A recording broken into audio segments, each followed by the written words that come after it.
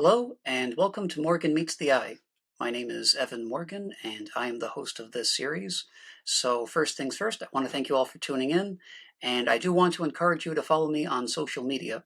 So, my Twitter handle is at NotSpicedRum, and my Instagram handle is at SomeGuyNamedMorgan.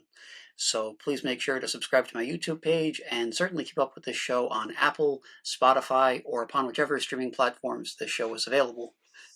So, jumping right into it, I just want to get right into today's episode. So, I should really start by emphasizing right now that at its core, this is a podcast about the Austrian School of Economics.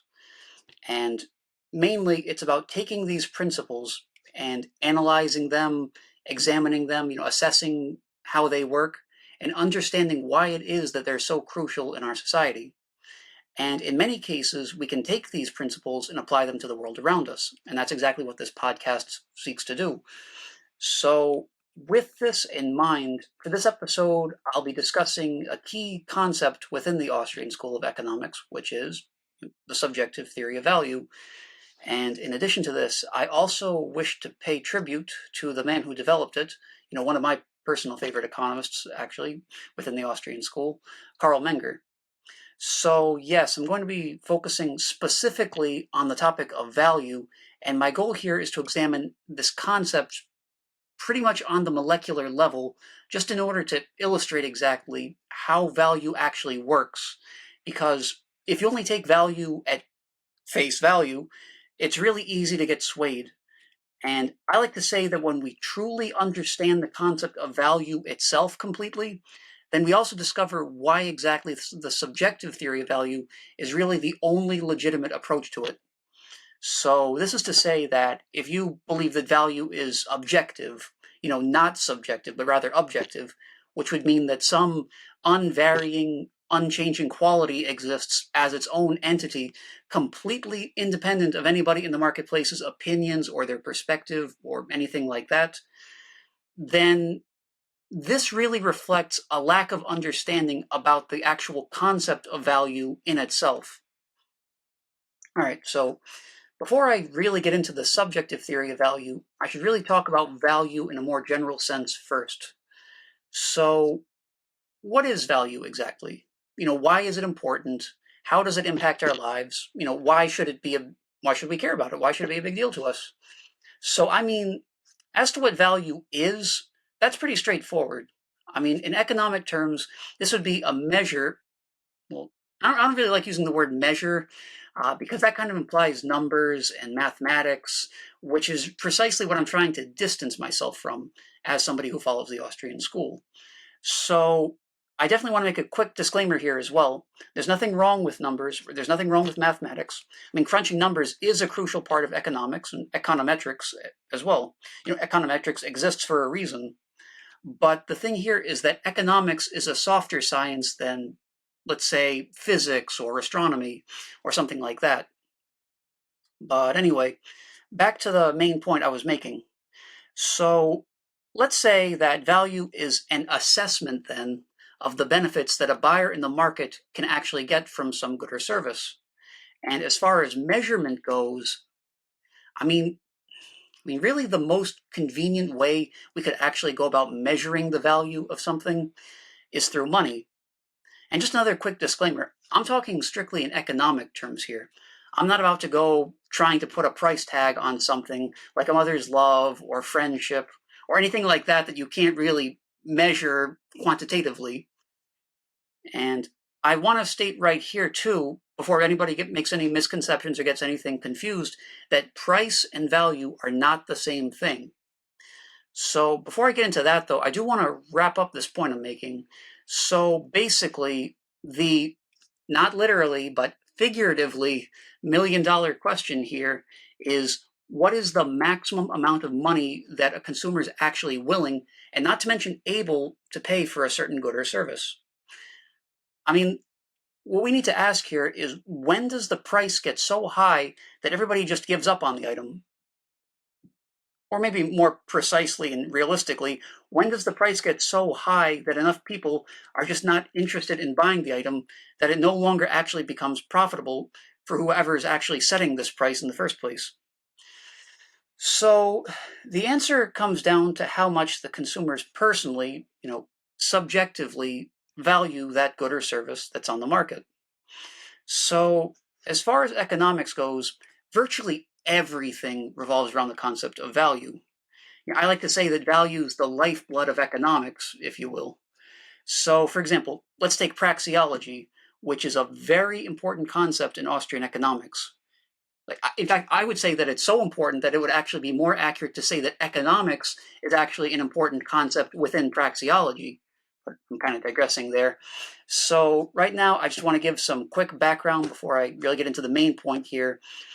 So praxeology is the science of human action, and that was developed by Ludwig von Mises, who in turn was heavily influenced by Carl Menger, who was the founder of the Austrian School of Economics in the first place. And as a side note, yes, Menger is the one who was credited for developing the subjective theory of value to begin with, but we can get into that a bit later. So anyway, as I was saying, praxeology is really built around the idea that purposeful action is taken to pursue some end. So this would mean actions that we intentionally take, which could really encompass the vast majority of actions we take anyway, unless you're just convulsing from a seizure or if you're possessed by a demon or some other silly instance like that. But in any case, why would anybody purposefully take a certain goal? Why would they purposefully pursue some kind of end goal? Why bother? So the reason that they do this is because the end goal that they're pursuing would tie into something that they value on some level. I mean, otherwise, why would they go out of their way to take that action in the first place? So to give you some kind of concrete example here, if I pay $80 for some groceries, I'm making that transaction because I value those groceries more than I value those $80.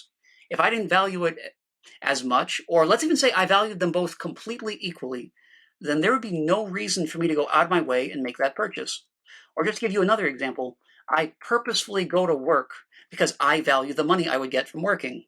And I value that more so than whatever else I would be doing with the time and energy that I could be spending doing something else that's not working.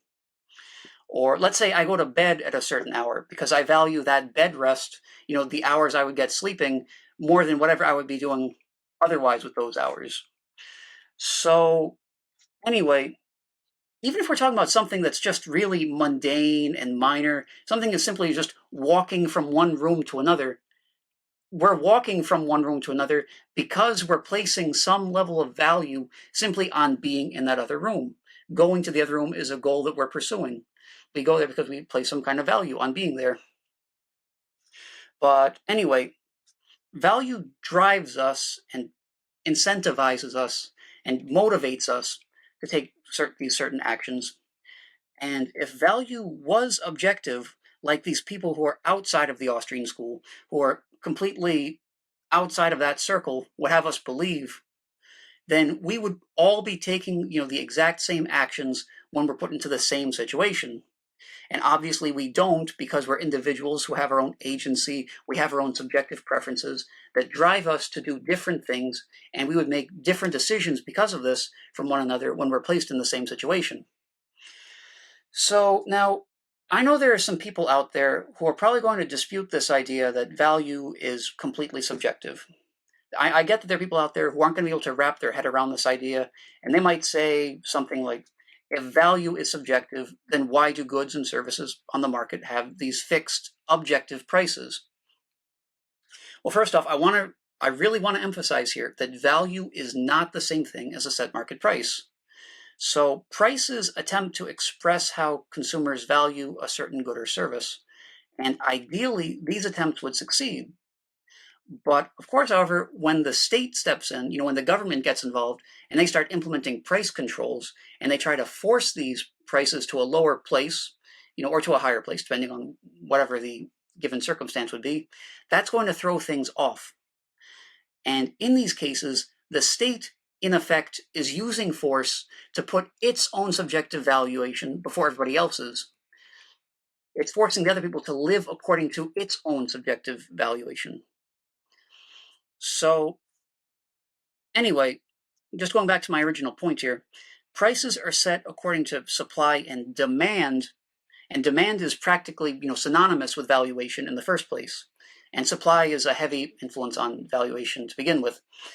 So supply influences demand and vice versa. They have a very closely knit relationship, a close, interrelationship there.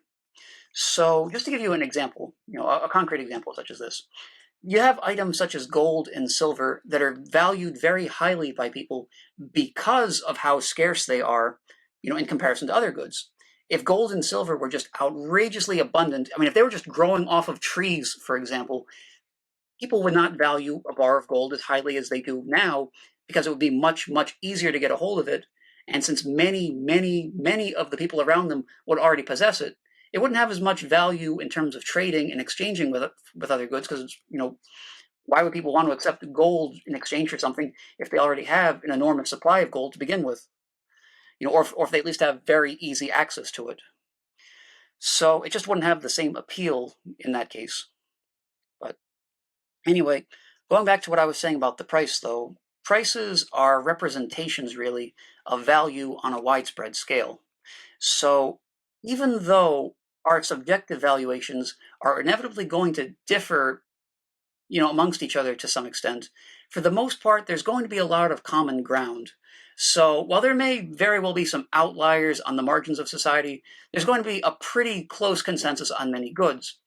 So, for example, let's take that actress Scarlett Johansson, for example. It's a very commonly held notion that she's an attractive lady. I think everybody can kind of recognize that.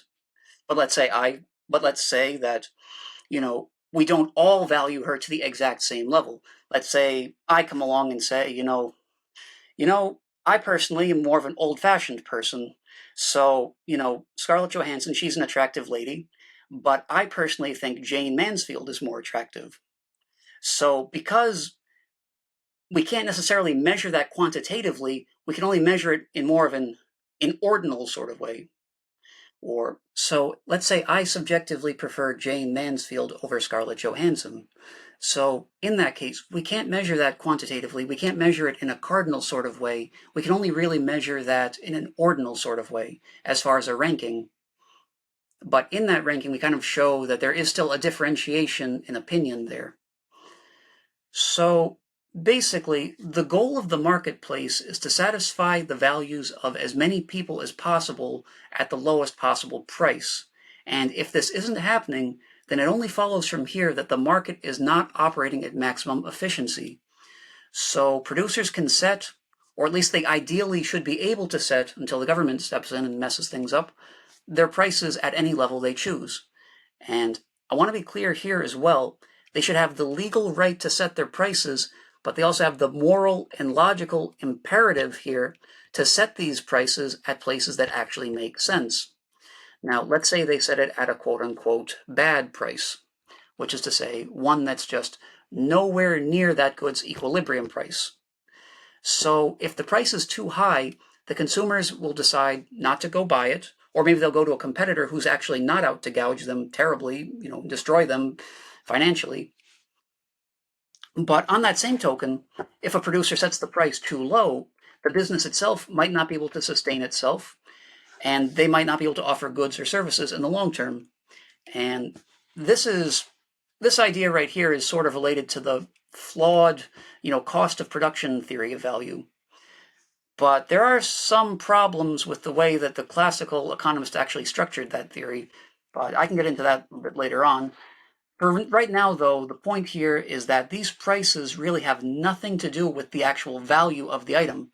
They're just attempts, and these could be very poorly executed attempts to actually reflect that demand.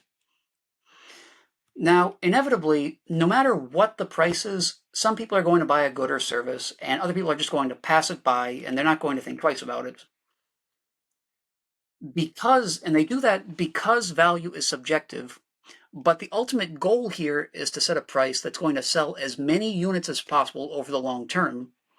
So I also should emphasize here that markets exist to serve the customer and not the producer.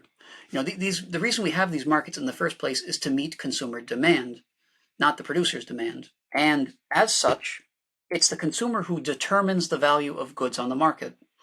If you ask a consumer what they actually consider the value of something to be, you can't tell them that their valuation is wrong if it just so happens to be at odds with the market price. If it doesn't line up with the market price, you can't tell them that their appraisal of that item is wrong. Now, value would seem like a pretty simple and straightforward concept, at first glance. But if you actually look at the history behind this idea, it gets really clear really fast that many societies have struggled very badly to wrap their heads around what actually makes something valuable. And I mean, think about it.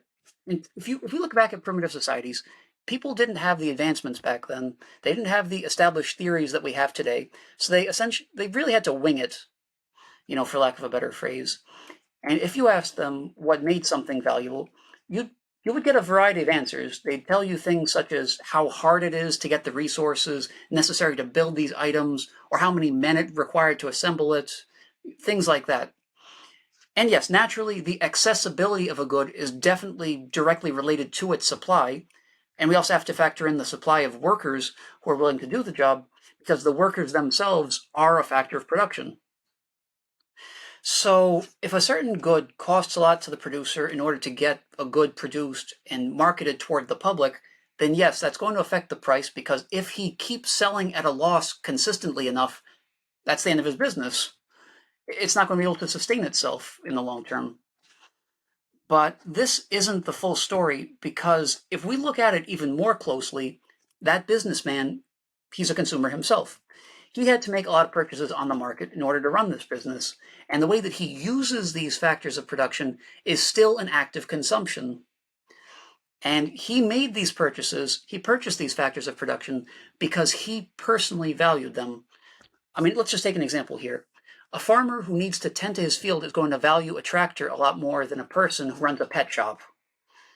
And we can follow this example even further than that. Let's say the farmer purchases the tractor from a salesman, and that salesman might in turn purchase tractors from some type of industrial manufacturer directly or something like that. But all the way down the line, they're buying these things because they subjectively value these goods more than somebody else with different end goals would.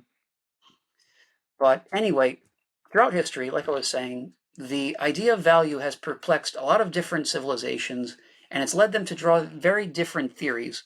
And sometimes they're very deeply conflicting ones, too, about where value actually comes from. I mean, value seems like a simple enough subject if you just look at it on the surface, but there really have been a lot of cases throughout history where people have struggled to understand what it is that actually makes something inherently valuable. And this is a subject that's been very often argued, and to this day, it's still a pretty touchy subject. I mean, if we look at these early societies, they had their primitive markets. Like I was saying earlier, the economic thought wasn't really developed at this point, and there wasn't the research and established theory that we could go off of. So, like I was saying, they were going into it blind, and they realized they would have to make trades in order to get the things they wanted. And this is where the barter economies came from, where people would trade the items that they wanted directly for the other items that somebody else wanted. Although there are certainly some inconveniences that started cropping up as we started applying this on a larger scale, and it became clear that this was not the most efficient way of doing it. So as the markets grew more complex, which they would have to do, markets would have to get complex in order to improve, a society's standard of living, people started examining all of this trade that was going on. And they started to ponder what was actually motivating all of this exchange. They started thinking what it was that made these goods and services valuable enough in the first place to buy them or to sell them. And this line of thought led a lot of the early thinkers, to start coming out with, theories of value. So as for these theories of value that they came out with that are different, these values of theories that are not the subjective theory of value that have been established, there are a few different examples here. But we can start by talking about the intrinsic theory of value. And this is more of just a broad kind of umbrella term. We can call this the objective theory of value, where basically it's just this large grouping, this large idea here that value is contained within the item itself. And this could potentially cover almost every other, theory of value other than the subjective theory of value. So One of these theories, as example, that treats value as something objective is the cost of production theory of value. Now, this theory was pioneered by Adam Smith and some of the other classical economists as well. But right now, let's talk about this theory distinct from the Marxist labor theory of value. Let's talk about the cost of production theory strictly in the classical economist sense. I mean, and Marx, by the way, was heavily inspired by the classical economists such as Smith and their ideas such as this particular theory. So anyway, as the classical economists really spoke on it, this theory claimed that the value of a good came directly from the cost of the factors of production, and plus taxes, naturally, too. Of course, we have to factor in taxes. And after Smith really laid the groundwork, this was later expanded on by David Ricardo, and he tended to put a lot more emphasis on the aspect of labor in this equation. Even though I don't agree with this theory, I do find it pretty entertaining to examine it. At the end of the day, the cost of production theory of value is a pretty clever attempt to actually make sense of these market prices, even if it is a flawed one. So basically, the way that this theory goes is that if the retail price of a good can't cover the production price, then the producer can't stay in business because he would be selling at a loss. And if this happens on a widespread enough scale, then this is to say if too many producers start going out of business, if too many of them leave the industry, then the supply is naturally going to shrink. And if the supply shrinks, that's going to increase the price because scarcity does in fact influence price, obviously.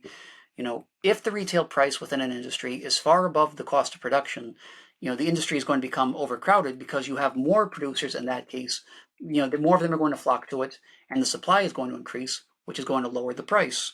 So yes, this is all fine and dandy, but where this theory of value makes a serious error, where it goes off the rails, is that it misses a key point. And that's what actually determines these prices in the first place. So this theory basically boils down to its price comes down to the price of the goods and labor that are required to make it, but it doesn't actually answer where the price of those things comes from. Where does the price of the goods and labor that's required to make these products come from? So the key difference between the cost of production theory of value and the subjective theory of value is that the cost theory of value treats economic value as something that begins as an objective force within these basic natural resources. And as these resources get altered and manipulated through labor into these man-made goods and services, this value passes along through each stage until it eventually goes into the final product, along with the value of each of the other natural resources, along with the other values of factors of production, rather, that each supposedly have their own intrinsic value, and in doing so, they all come together and determine the price. But this doesn't actually explain where this value within the initial resources comes from. The reason the subjective theory of value succeeds where the cost theory of value fails is because the Austrian view does the reverse of this, because it starts with the consumer. The consumer observes the good or service that's on the marketplace, and they determine the value independently of how much it costs to assemble it. I mean, for example, you can't simply triple your prices just because you decided to include 3 times as many materials in the item. I mean, you have no way of knowing that the consumer themselves is going to actually go for that. They could very well reject that idea. They're not willing to pay that amount of money. And just to give you another example of this, to point this out, as directly as I can, if you just stumbled across a hidden supply of diamonds in your backyard, like let's say you just went into your backyard and you found this massive pile of diamonds, it really wouldn't make sense for you to sell those diamonds for less on the market just because you didn't have to pay as much in order to produce this good as the other people on the market would. The people who are buying them are going to want the diamonds either way. And there's also an important Marxist concept as well that's known as the exchange theory of value. So according to Marx, according to Karl Marx, everything has a use value, which is how useful the actual item is as far as consumption goes, which would be the supposed utility of the good. But I'm personally overwhelmingly skeptical of the way Marxism approaches this topic, because any ideology that defines utility in the collectivist sense rather than individualist ones is something that I'm just suspicious of. It's just something that really goes against my own personal values. But anyway, in addition to the use value, there's also the labor value, which is the amount of labor that actually goes into creating that good. And there could possibly be an exchange value too if the item is being traded for something else.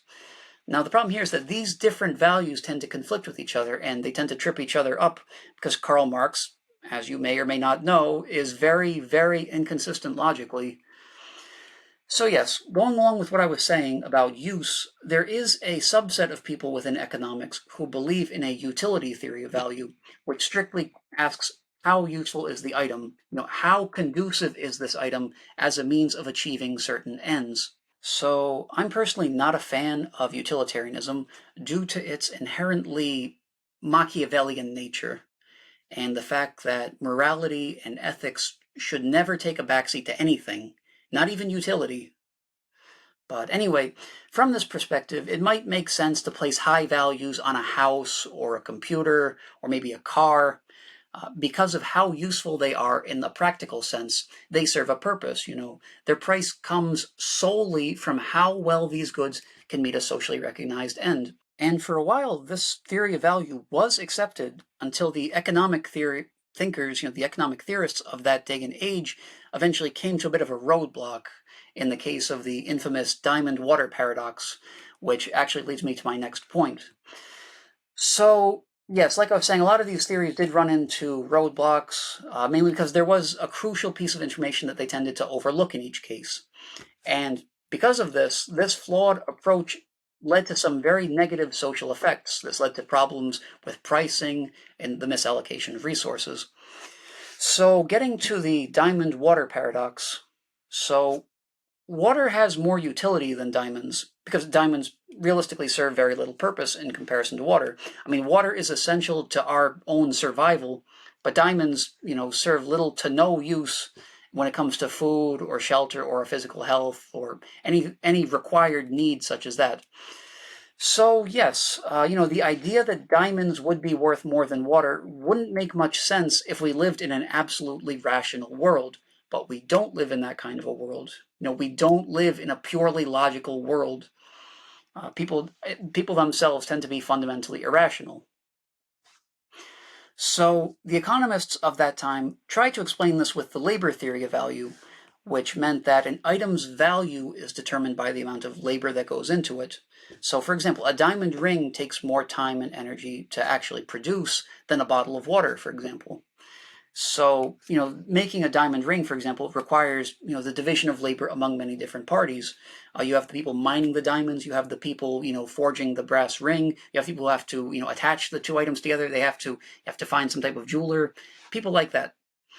In fact, the very first chapter of The Wealth of Nations is devoted directly to the concept of the division of labor, and that's, the most famous classical economics book that there is at this point in time. I would also, as far as the division of labor goes, I would also have to cite the famous essay "I Pencil" by Leonard Read, where basically he points out that for example, making a pencil is going to require wood, it's going to require paint, graphite, the tools for harvesting the graphite. You're going to need the metal cans that contain the paint. You're going to need rubber for the eraser of the pencil, and all of these resources and all of the resources that are in turn required to produce those resources are made by countless different occupations and different industries all over the world. But the labor theory of value still doesn't exactly hit the mark as far as determining what actually makes diamonds so valuable. So now the average person here is not going to be floored by the amount of time it takes to affix a diamond to a brass ring. But then again, it depends on the person. And this is exactly where the subjective theory of value comes in, because diamonds have a higher price than water because the consumers tend to think that the diamonds are of higher value. Now, this belief can definitely be influenced by other factors. Obviously, diamonds are a lot more scarce than water. They're more rare. By having diamonds, you have something that not many people have, whereas virtually everybody, unless they're living in just some absolutely awful part of the world, are going to possess water. So this could be something as simple as just the aesthetic of the diamond. They could just think that it's pretty or shiny or something like that. But in any case, the scarcity of diamonds or the aesthetic of a diamond is completely different from the actual labor time required to produce it. So, getting to my main point here, what is the subjective theory of value exactly? So, basically, according to this theory, value is entirely subjective, meaning it rests completely on the individual. So, because of this, different goods represent different utility to different people. And furthermore, it's impossible to place an objective or definitive value on any single thing because no two individuals place the exact same value on every single thing. Let's take vinyl records for example. Let's say you go into a vinyl store, and let's say somebody out there takes a vinyl grabs a vinyl album that was made by, I don't know, one of those young pop starlets. I don't really, follow a lot of the modern music very closely. But let's say you take me. I walk into the vinyl store. I buy an album, and because I'm a man of impeccable taste, I grab an album by Prince. So even in this case, the cost of production is the same. It could be the same exact cost of the resources. There could be the same amount of labor hours that are required to record and produce both of these vinyls, and they can all be completely equal. In fact, it could even potentially cost more in the other album's case, but I would still value mine more highly.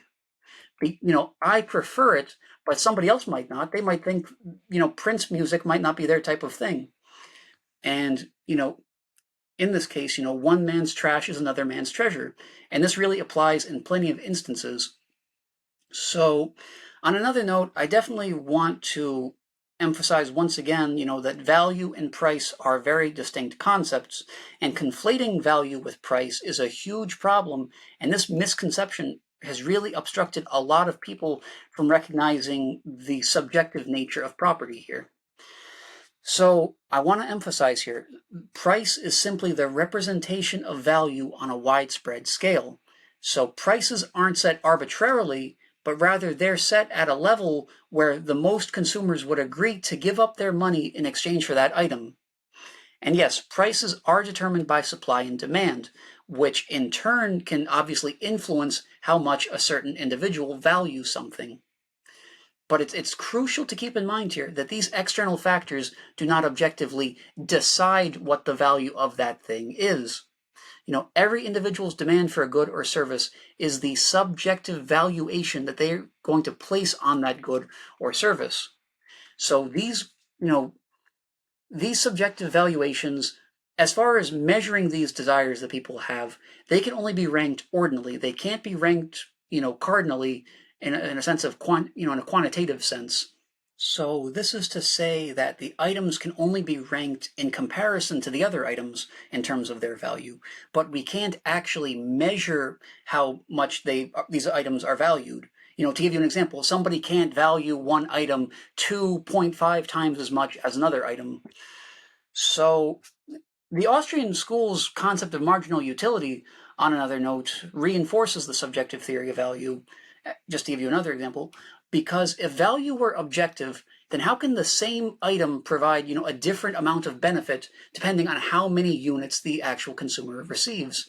I mean, if the subjective theory of value were not true, the value that each item gives to that person would have to remain constant no matter how many units. Just to give you an example here. Let's say I eat a sandwich, and there's a second sandwich there. Now, that same sandwich isn't going to provide me the same utility that it is for a starving man who's right next to me who's had no sandwiches. It's going to mean something different to the two of us.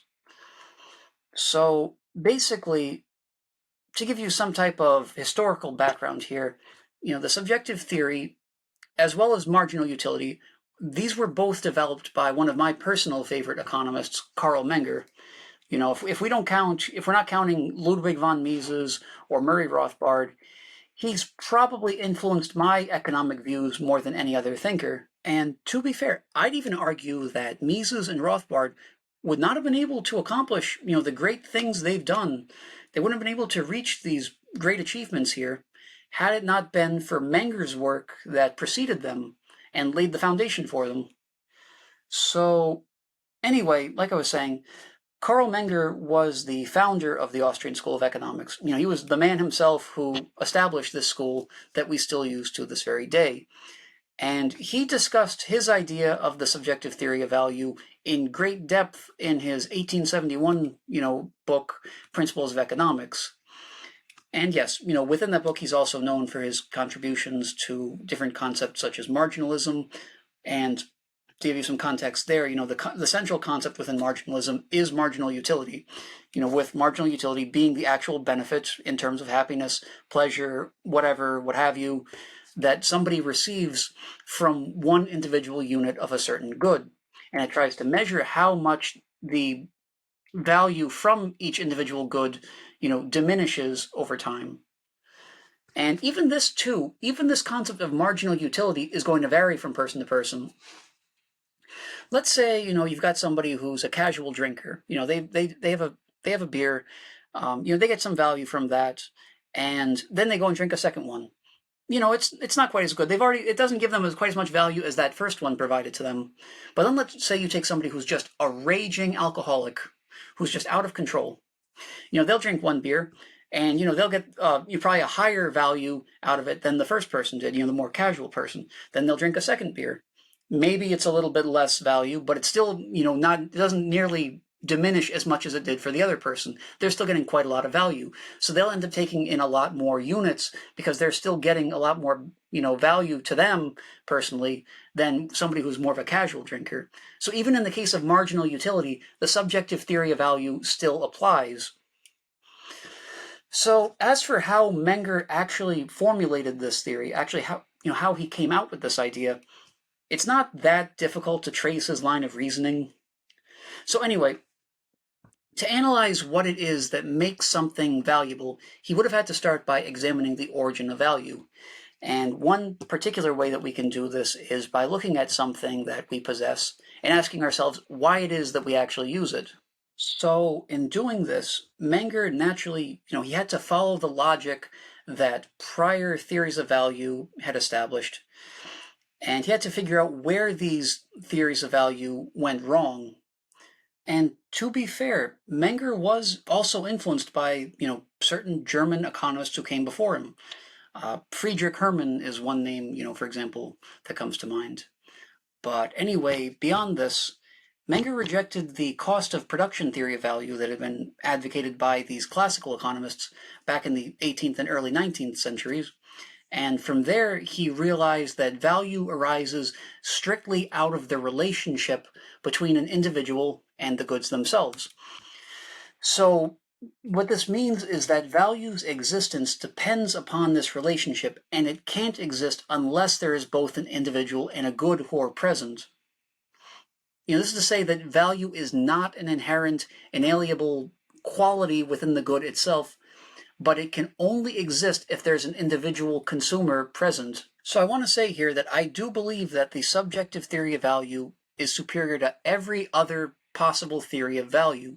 And the reason I believe this comes down to the fact that, as its name would imply, it doesn't treat prices objectively. So yes, the subjective theory of value, by its own name and nature, is the only theory of value that truly lets go of this notion that value is objective. That is, that it's determined by some force outside of the consumer. And a lot of proponents of these other theories of value who want to present value this way, as some objective, intrinsic force, they tend to waffle around about this because they can't really evade the truth that goods and services do depend on the customer's personal appraisal. So, just for a kind of thought experiment, let's say that value is objective within the good. And let's say that this objective value completely contradicts what the consumer believes that good's value to be.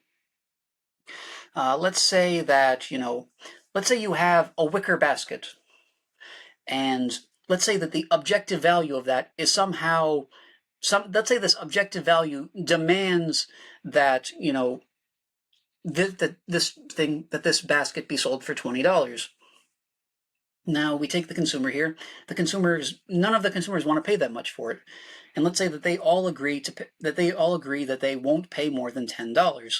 So they're essentially That's essentially the bid that the consumer is setting. So let's say the producer, as a result, in order to sell this, has to sell at $10 to meet that type of demand here.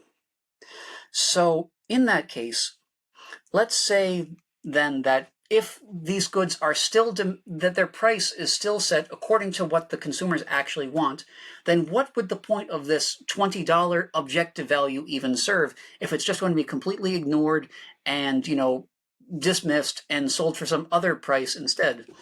If nobody at all in the marketplace is willing to exchange at this alleged objective value, then that value might as well be non-existent. It would serve no purpose. And even if this value was somehow this intrinsic force that existed within this particular good, then if the buyers in the marketplace don't recognize this value, if they don't acknowledge it, then that force within the good could just as well not be there in the first place, and the outcome would be the same either way. So, in addition to this, the subjective theory of value also serves as, for all intents and purposes, I would say the seed of the Austrian School of Economics. And what I mean by this is that the Austrian School started when Menger published that book, Principles of Economics. And pretty much the primary issue that this book deals with is the topic of value. The central focus of the book is basically laying out why value is indeed subjective, which he then links to the concept of marginalism, the central idea of marginalism being marginal utility, and marginal utility in itself is further evidence of the subjective theory of value. So if value was objective within a good, why then would one person value an item less and less depending on how many units of it he receives? I mean, I covered that a little earlier, so you get the idea. But anyway, Carl Menger and his book, Principles of Economics, that really marked the beginning of the Austrian school, and that is a school of thought within economics, obviously. So we can trace the Austrian thought back to 1871 then, with the publication of that book.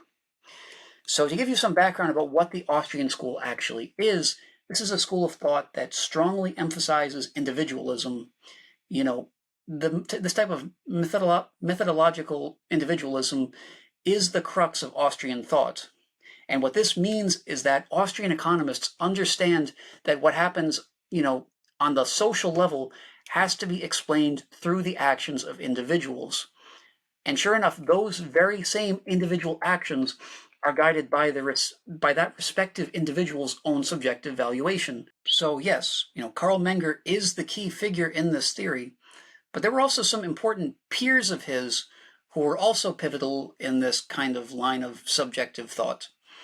For example, I can never pronounce this guy's name right. I always used to think it was Eugen Eugen von Bombewerk. Like I said, I do have a lot of trouble pronouncing that guy's name for whatever reason. But anyway, Bombewerk is well known for refuting Marx's labor exploitation theory, which I think is a huge, service in as far as the history of economics.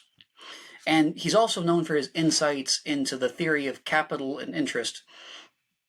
But I can explain this, in more detail once I kind of lay out the problems with the labor theory of value in the Marxist sense.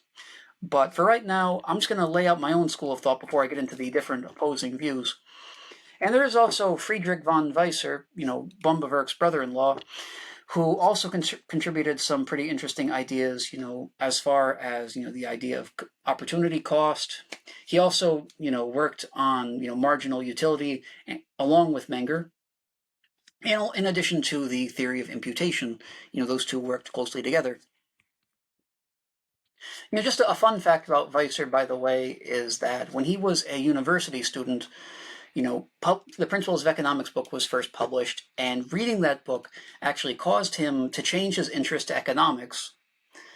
So, in regards to the Austrian school, there's a question that I like to ask, a lot of anarcho-capitalists, which is an ideology that I personally lean towards, that might seem trivial on the surface, which is that, let's say they hypothetically couldn't be anarcho-capitalists. Or perhaps I might ask them what they believe is a closer approximation of this ideology. Would that be left-wing anarchism, which would be the anarchism without capitalism, or a small government or minarchist approach that is still guided by Austrian economics. So basically something in line with Friedrich Hayek. For me personally, I would honestly have to go with the latter. I would have to bite the bullet and choose the small state Austrian option, because as much as I despise centralized government, I can't let go of Austrian values, which a lot of the people on the left are very quick to ignore. And these left-wing anarchists are definitely no exception to this problem. So basically, looking at economics or philosophy, or really trying to examine social phenomena at all without using the Austrian school's insight is tantamount to trying to build an airplane while denying the existence of gravity, for example. Or let's say or it's like trying to build a submarine while denying that water pressure exists.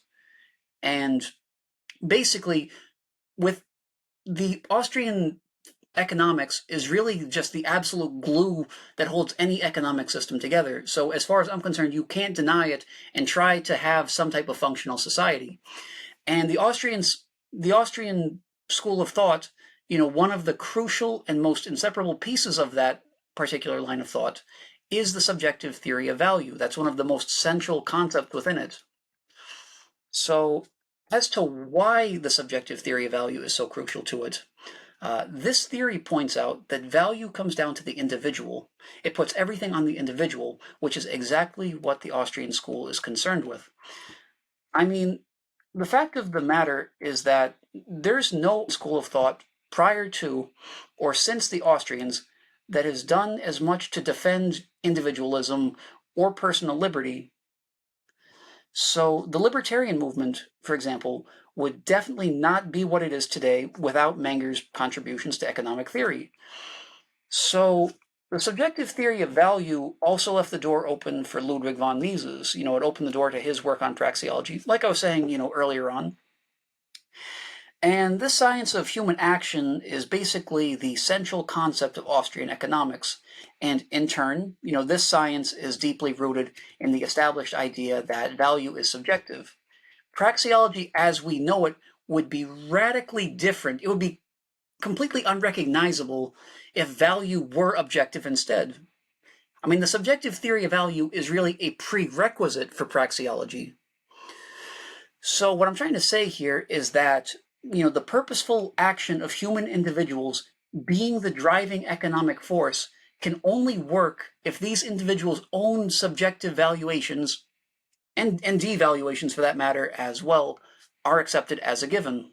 The theory of value that really gets contrasted with, the subjective theory of value the most frequently would have to be the labor theory of value. So this theory of value was originally established by the classical economists, the ones who preceded Menger, such as Smith and Ricardo, and these people later would go on to influence Karl Marx. And like I was saying, there is a bitter rivalry between the subjective and labor theory of value to this very day. So yeah, there's definitely a bit of a conflict there. And the labor theory claims, just like every other theory of value, is that what it claims is that value is ultimately objective, and that in this particular case, it's determined by the amount of quote unquote socially necessary labor that's required to produce it.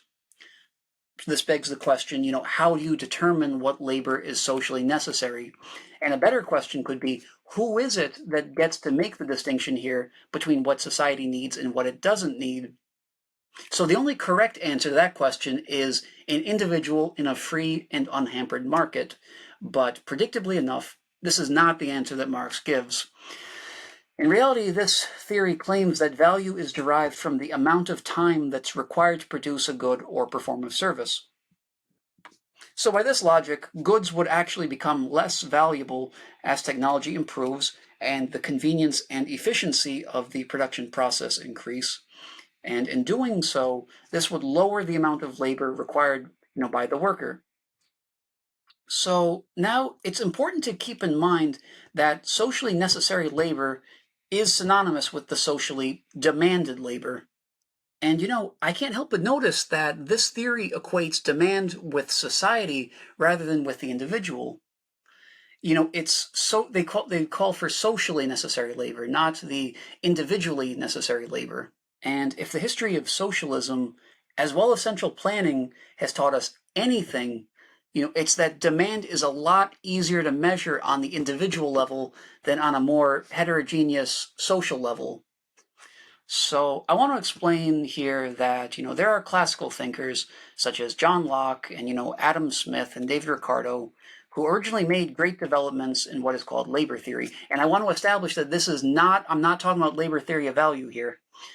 I'm talking basically about the labor theory of property. So the labor theory of property is a key piece of natural law. That's you know, what establishes ownership in the first place, and it plays a big role in a lot of libertarian and anarcho-capitalist ethics. So yes, it evolved into the labor theory of property, which, like I was saying, is a key piece of natural law, and it also evolved into the labor theory of value, which is a key piece of garbage. So, according to the labor theory of property, a person's ownership over physical goods is established by applying physical labor to natural resources, which are currently unowned, which have not already been established as someone else's property, through this very same theory. So I fully endorse the labor theory of property, but the labor theory of value basically hijacks this concept and it twists it into something that is fundamentally immoral, unjust, inconsistent logically, and it just bears no relation to the actual theory that it evolved from. So yes, I was saying earlier that I considered the subjective theory of value to be, the seed, or the foundation of Austrian economic thought.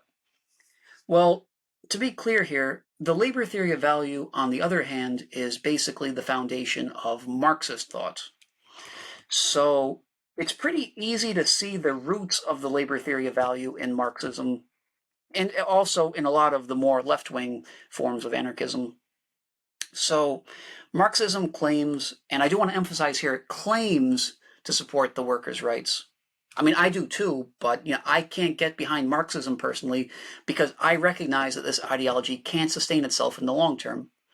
So a lot of these left-wing movements are going to try to argue for the welfare of the worker. They'll argue for unions, 40-hour work weeks, time and a half, raising the minimum wage, things like that. And I don't necessarily have a problem with any of these ideas in themselves, except for raising the minimum wage, obviously, because that's just the worst policy you can possibly pursue. But anyway, the labor theory of value might erroneously get grouped alongside these pro-labor ideas because it allows the laborer to determine the value of the goods and services they provide. But this notion is deeply, deeply flawed, however. These ideas are concerned with the worker himself or herself, whereas value is not about the worker themselves, but it's about the goods or services that worker provides. The worker is essentially a good that's purchased by the employer. The employer's labor is a good that they sell to the employer at a certain price, and the employer pays that price because they personally value having that person as an employee.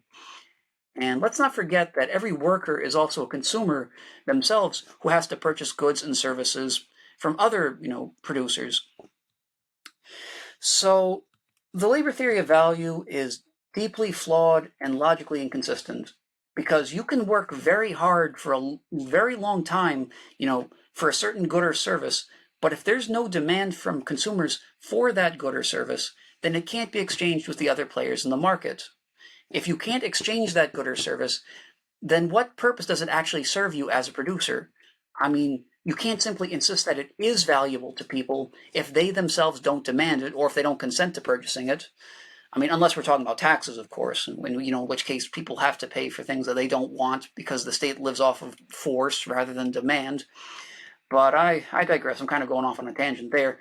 I do want to say that the labor theory of value can only be enforced through coercion. And this would be, most likely enforced through the state. This would end up leading to a very inaccurate representation of supply and demand. The demand that we see would be completely artificial, and as a result of that, the supply would end up getting stunted in a lot of crucial industries.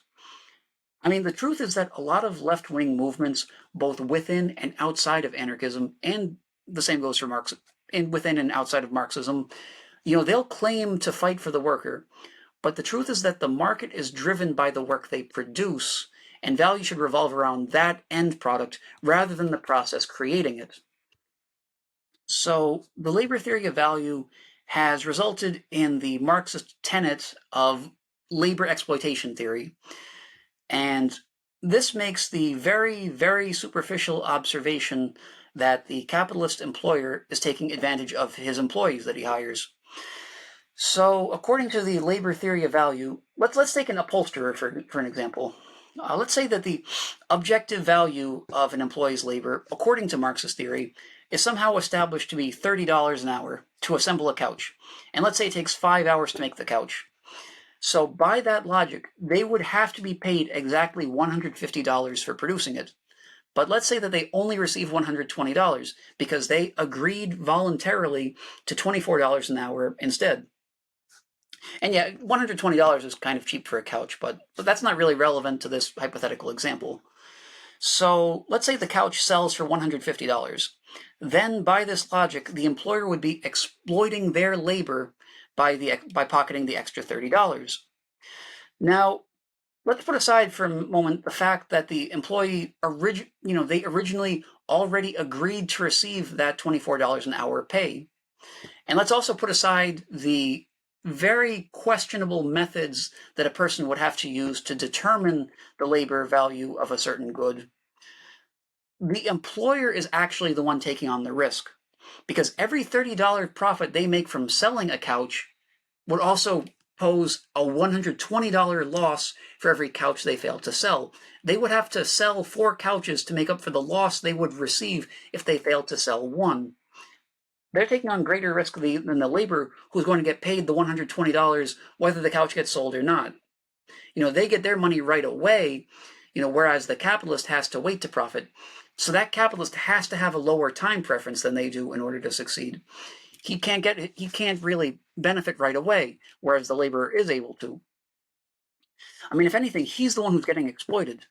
And another thing, too, an important thing to keep in mind is that Marx disregards the subjective theory of value completely, and he instead replaces it with this very silly idea that these items have an objective exchange value when it comes to trades on the marketplace.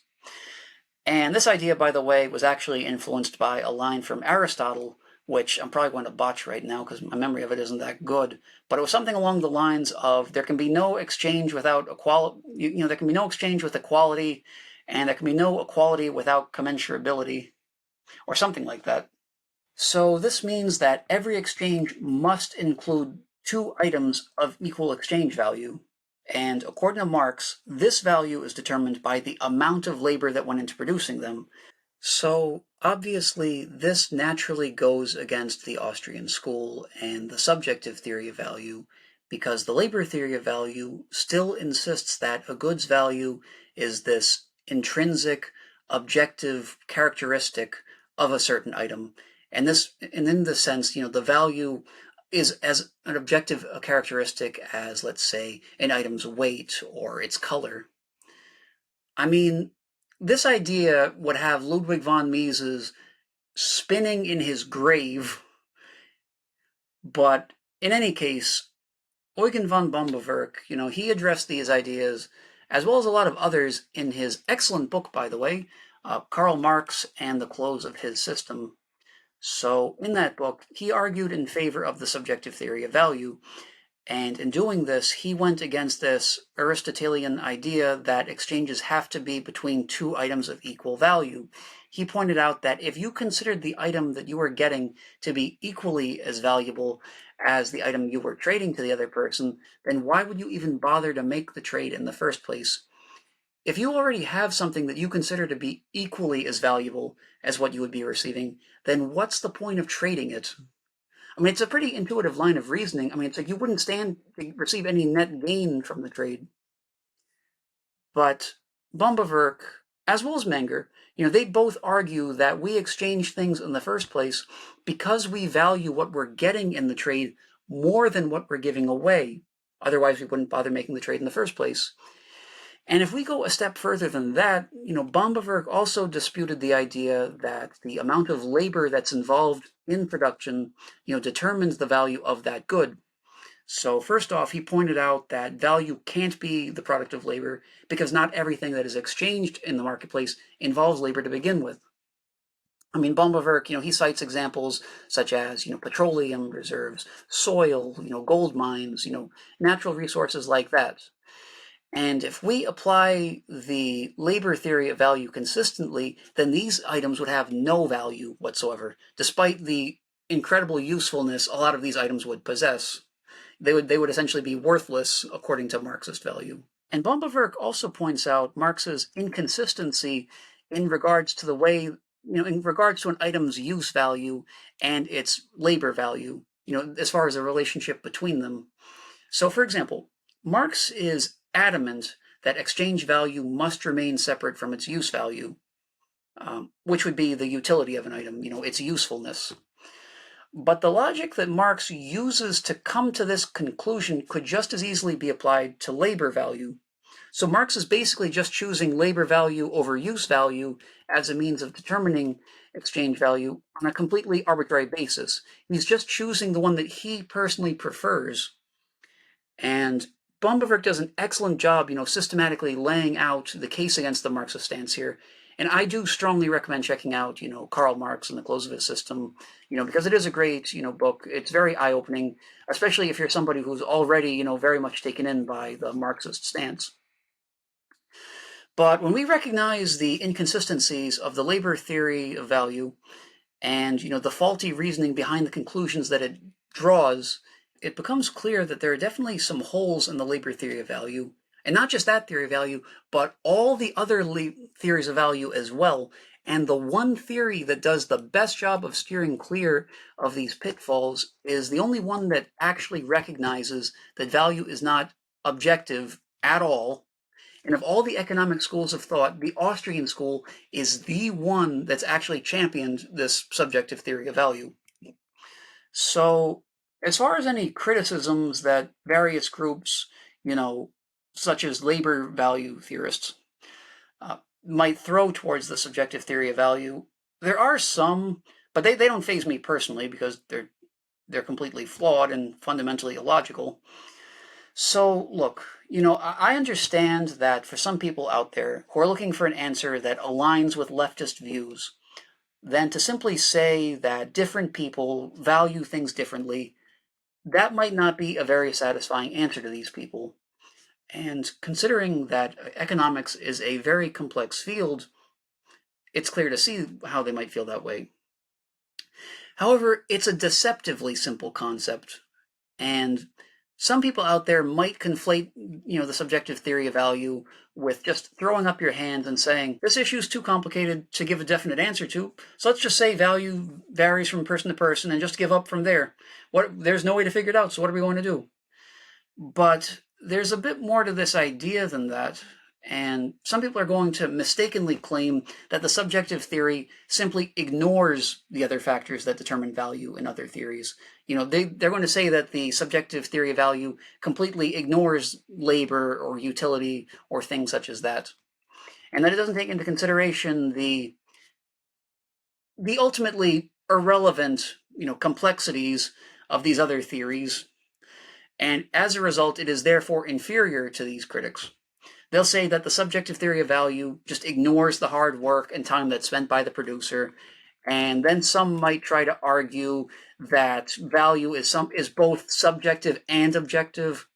But this is really just a sad attempt to kind of please everybody, or to save face as well.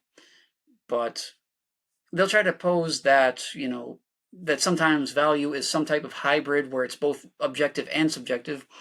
But ironically, I would argue that that is the most vague and the most unsatisfying and the most useless idea of all of them.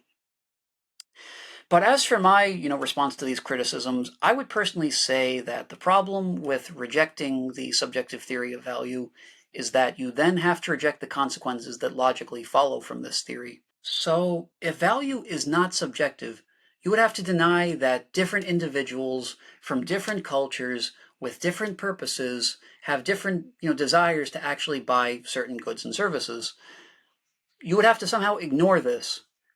I mean, for example, let's say that you opened up a donut shop. And if we rejected the subjective theory of value and insisted that value was some objective, uniform force that just remains constant within the good no matter what, then you would have to believe that everybody's going to solicit these services no matter what, because they just can't help themselves. The objective value would basically draw them in like a magnet, and they wouldn't have any choice in the matter. You would have to believe that they will all have the same exact desire to eat the donuts, and that the very idea of eating the donuts will mean the exact same thing to all of them, and that other factors won't affect their decision making. I mean, let's say they live too far from the donut shop, and they don't think that the drive is worth it. Although somebody else might live the same distance, and because they prefer donuts, maybe they will make that long drive. Maybe they've eaten there in the past and they've gotten sick, which has kind of turned them against the shop, whereas somebody who's never gone there before would not have, such, notions about that place. Or maybe they subjectively value, their fitness more than the sugar content of the donuts. Or maybe some of these customers who go to the donut shop used to go there with a loved one back when they were a child, and now they have some kind of personal, sentimental value that these other people do not have. Or we could take it on a darker note and say that maybe they had a loved one who choked to death on one of the donuts, and that repels them from eating there because of all the painful memories. But anyway, the point I'm making here is that the subjective theory of value is undeniable. And as for the claim that value is somehow both objective and subjective, I do understand that a lot of people are saying this in hopes of finding a kind of supposed reasonable middle ground between the labor and subjective theory of value. They might think that by finding this type of middle ground, that's going to lead to the best results. But the reason that they're ultimately mistaken is that this is going to inevitably lead to contradictions. So let's put aside how wishy-washy this type of reasoning is. Let's say someone admitted that Menger was right. Let's say they've acknowledged, okay, the subjective theory of value is right. Menger's completely correct. Value is subjective. Let's say that they've admitted that it is subjective according to the individual's own preferences, but then they tried to walk back this admission by saying that it's also objective in the sense that it's hypothetically determined by the cost of production or utility involved in making these goods. If this is the case, what do these people think would determine the value of these items that are required in the production process? Whether the goods themselves or the labor that's involved or the overall utility. So if it's established that the value of goods on the marketplace is subjective, then why wouldn't that same reasoning apply to the factors of production or the labor?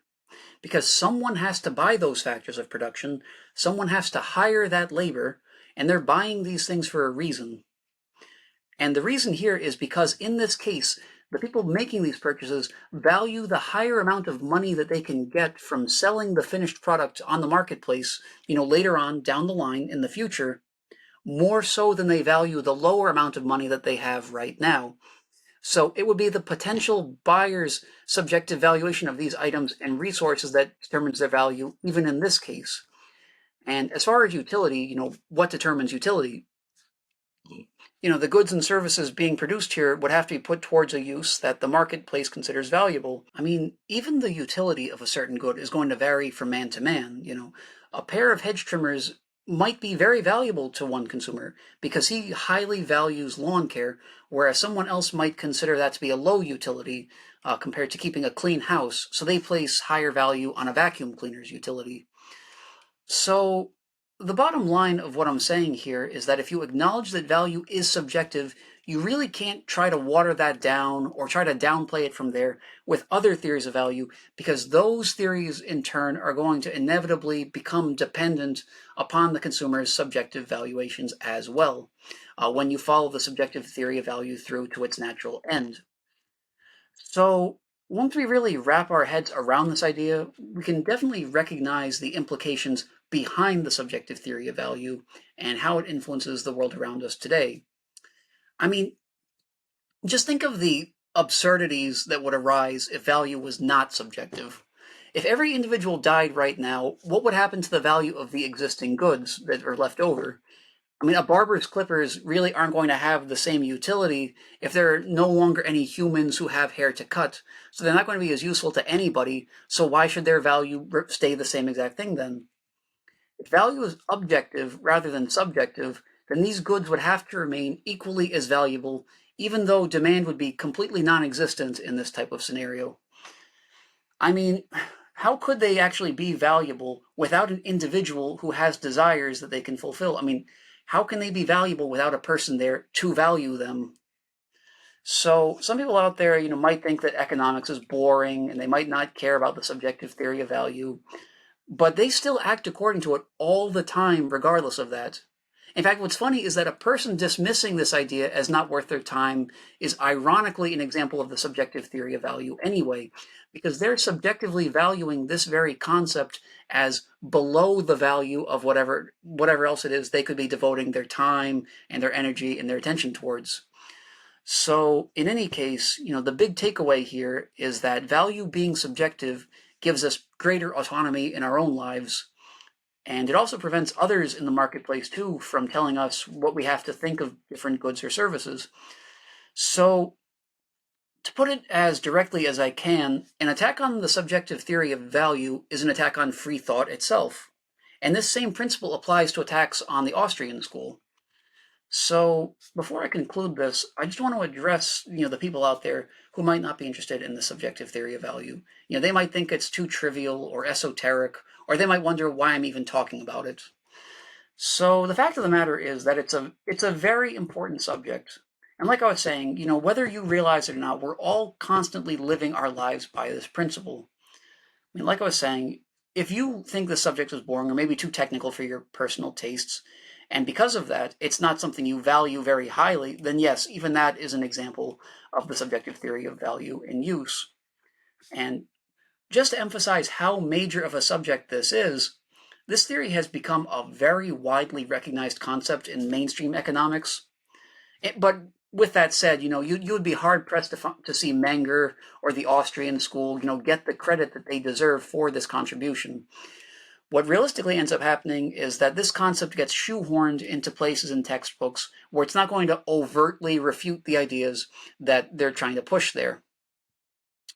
So the Austrian School, despite routinely proving itself to be ahead of the curve and proving itself to be the most in touch with reality, repeatedly gets ignored and just gets swept under the rug in favor of these inferior schools of thought, like the new Keynesians, for example, because that's just more convenient for this type of authoritarian world we live in. But anyway, that's a rant for another day. Suffice it to say for now that the government consistently puts forth policies and makes decisions that are at odds, with the subjective theory of value and the Austrian School of Economics in general. And as long as the government does this, our preferences as individuals are going to be ignored in favor of the preferences of other individuals that the state values more highly. So if nothing else, I'm just going to wrap this up by saying, let's keep this in mind the next time people out there try to tell us, how the quote unquote real value of something is different from our opinion, or when they try to pull the wool over our eyes and say that we need to pay more money for things that we don't want in the first place because otherwise we're somehow playing a role in labor exploitation, which is not only completely false, but it's deeply, deeply ignorant of both history and economics. So with that said, thanks for tuning in. This has been Morgan Meets the Eye. Make sure to follow me on social media, subscribe, comment, and above all, keep asking why. Everybody out there, have a good one. Bye-bye.